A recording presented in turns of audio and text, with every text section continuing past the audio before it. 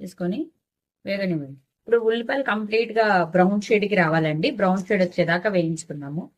అట్లనే నేను మొత్తానికి రైస్ కి సరిపడా ఉప్పు వేసేస్తున్నానండి. నేను కొంచెం వేసుకొని కావాలని మళ్ళీ వేసుకోవచ్చు. కొంచెం పసుపు,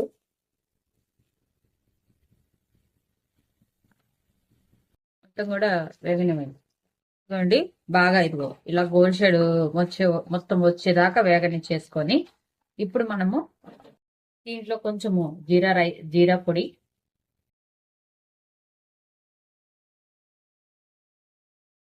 ధనియా పొడి, అన్ని పొడులు వేసుకోవాలండి. కొంచెం బ్లాక్ పెప్పర్, మిరియాల పొడి అండి.